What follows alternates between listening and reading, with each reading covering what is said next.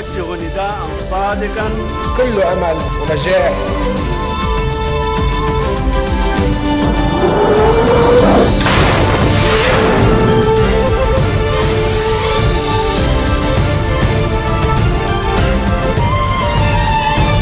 Good afternoon. You're watching the English newscast on Future Television. I'm Lina Tanim, and these are today's top stories.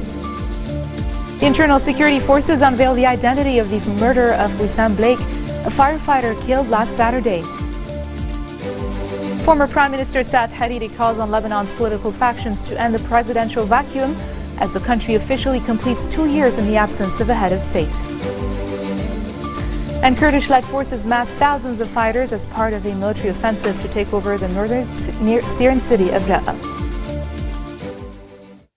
The Internal Security Forces Intelligence Bureau has uncovered the identity of the murder of Wissam Blake, a member of Beirut's firefighting department and administrator to the Nejmeh Football Club YouTube channel. The assailant was identified as Hussein al-Houari, a member of the resistance brigades affiliated with Hezbollah. Blake was killed by a shot to the head on Saturday night. The 38-year-old man was killed as he was driving back to his Zaydanieh home from his exchange shop, which had been robbed. He leaves behind a wife and 3 children.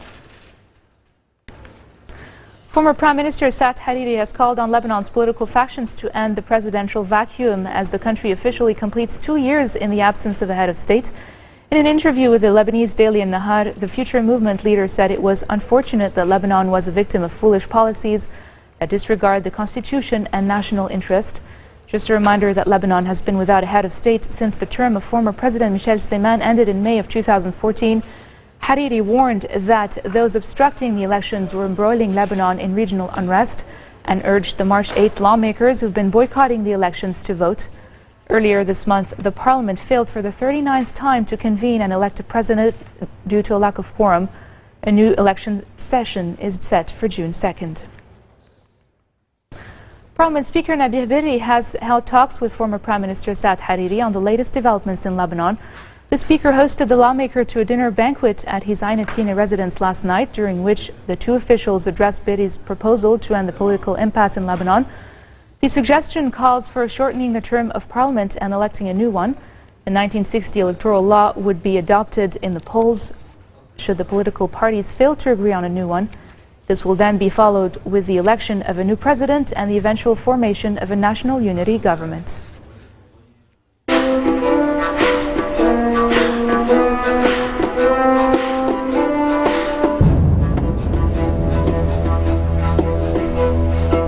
Kurdish-led forces have massed thousands of fighters as part of a military offensive to take over Raqqa, the northern Syrian city controlled by the Islamic State of Iraq and the Levant Group for more than 2.5 years. The Syrian Democratic Forces, a US-backed coalition of armed groups led by the Kurdish People's Protection Units, known as YPG, said it has mobilized thousands of fighters in the countryside north of Raqqa. Fighting was reportedly ongoing on Tuesday near Ain Issa, 55 kilometers from the ISIL-controlled city. SDF released a statement declaring its goal of liberating Raqqa from ISIL, which has ruled the town with an iron fist, committing atrocities against the civilian population. Coming up next, Eurozone finance ministers reach a deal with Greece to start debt relief for the country. Stay tuned.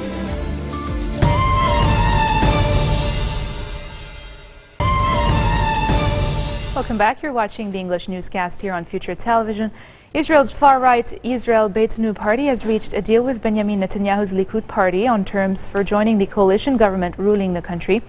The deal was reached after a late-night meeting on Tuesday, paving the way for Avigdor Lieberman, Israel Beitenu party leader, to become Israel's next defense minister. Lieberman's spokesman said Israel Beitenu and Likud would sign the deal later in the day. Over 3 decades, Lieberman has at times been Netanyahu's closest ally and other times a fierce rival. The party of Lieberman, a former foreign minister, has hard-right policies on a variety of topics, particularly his opposition to peace talks with Palestinians and support for settlers in occupied territories. Netanyahu has sought to ease fears over Lieberman's expected appointment, saying he will continue to seek peace with Palestinians and oversee the defense ministry's policies, which include control over the occupied West Bank. Iraqi forces pushed towards ISIS group Bastion Fallujah from areas to the south as part of operations to retake the city from extremists. Prime Minister Haider al-Abadi announced the start of the long-awaited operation to retake the city early on Monday. And less than a day into the battle, Iraqi forces had secured the nearby town of Garma. That cut off ISIS fighters in Fallujah from one of their last support areas and paved the way for more advances towards the city, which lies only 50 kilometers west of Baghdad. But with forces converging on the city, concerns mounted that the tens of thousands of civilians believed to still be inside had nowhere to go.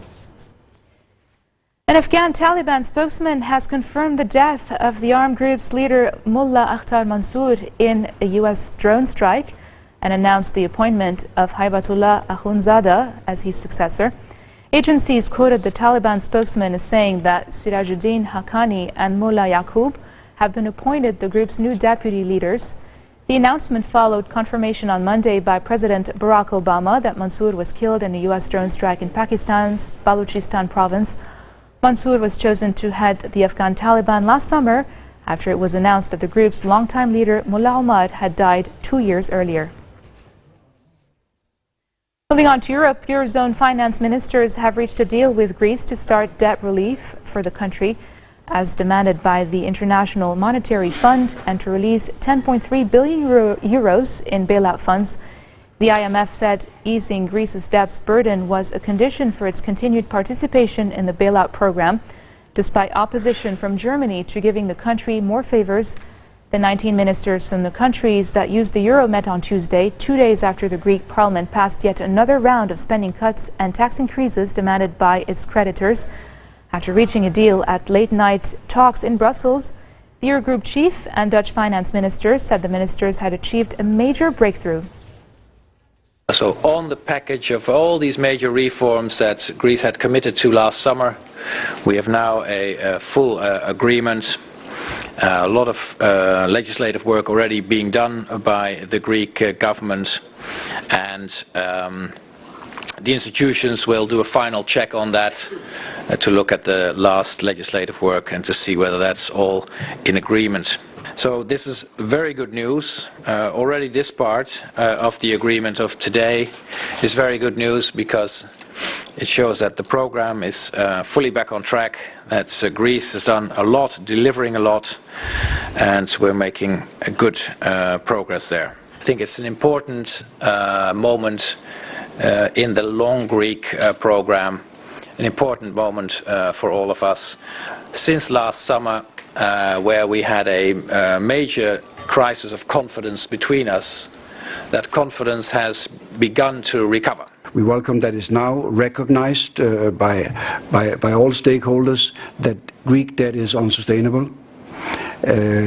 We welcome that it's recognized that Greece needs debt relief to make that debt sustainable, and it cannot do it on its own effort. In this regard, we also welcome that there has been agreement on the methodology for how to assess debt sustainability. Greek police restarted an operation to move migrants out of the Idomeni camp, a squalid tent city where thousands fleeing war and poverty have lived for months. A police source told AFP they hoped to transfer roughly the same number of migrants as Tuesday, when they bussed more than 2,000 to newly opened camps near Greece's second city, Thessaloniki. Some 8,400 people are living in the muddy and dirty camp on the Macedonian border, which has become a symbol of human suffering and chaos as Europe struggles with its worst migrant crisis since World War II.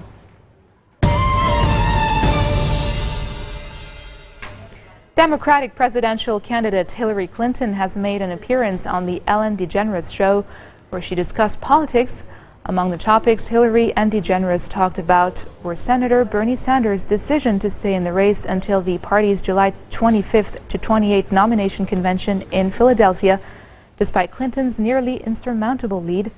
Clinton also gave her assessment of the presumptive Republican nominee Donald Trump, saying she was surprised by how well Trump performed in the primary race. And it appears, it very much appears that you will be the nominee, and it just looks like 99% sure you'll be the nominee. Bernie says he's going to go all the way to the convention. I don't want to say how do you feel about that, because I think I know, but do you think that he should drop out? No, look, I think he has to do what he chooses to do.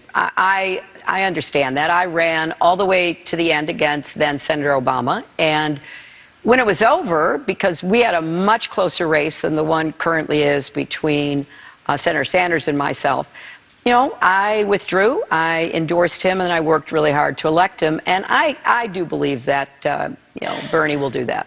I hope so, because we have to unify. I said this yesterday on the show. It's getting nasty out there, and the hatred has to stop. We have to unify. I'm so tired of it, Ellen. Yeah. I'm so tired of the meanness and the insulting and the finger pointing and the scapegoating. That's just not the way we should be. We ought to be unified, but more than that, we ought to be working together. We ought to show respect toward each other, and we ought to listen to each other. And we can have disagreements. Yeah. That's all part of it, but not the way it's going. Like. Let's talk about Donald Trump. Yes. I just recently heard him say that he says he will be good for women. And what do you think of that? Well, I would need a lot more information based on what I hear him say, because he has been very derogatory toward all kinds of women. He has specifically called out women by name, insulted them. He has said that equal pay isn't a real issue. He doesn't seem to, you know, think that we need to do anything to create more jobs and raise incomes. And a lot of women are helping to support their families, or maybe they're the only support. And he actually says wages are too high in America. So I'm sure there is somebody somewhere that he might be good for. But I think overall, there's just no evidence that he has an understanding of what women's lives are like today. He's going to be the nominee. I mean, did you ever think that it would get to this point where you're going to be up against Trump? No. No, and I don't think any of the 16 other Republicans who ran against him ever thought that would happen. Yeah. But you got to give, you know, you've got to give him what he's accomplished. He won the most votes, it appears, and he's going to be the nominee.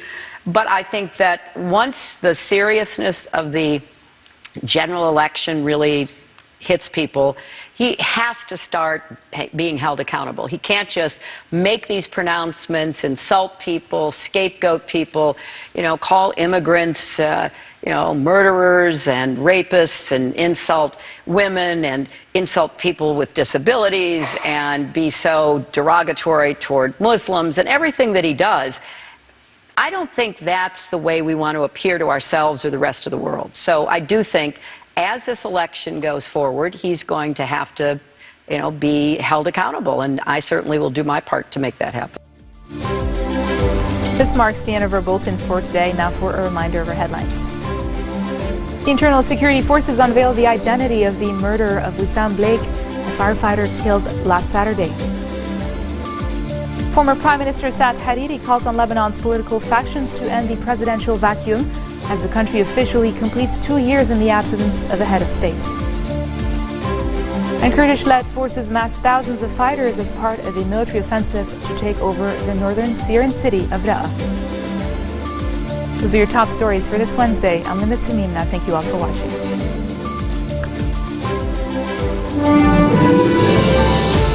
وجه نداء صادقا كل أمل ونجاح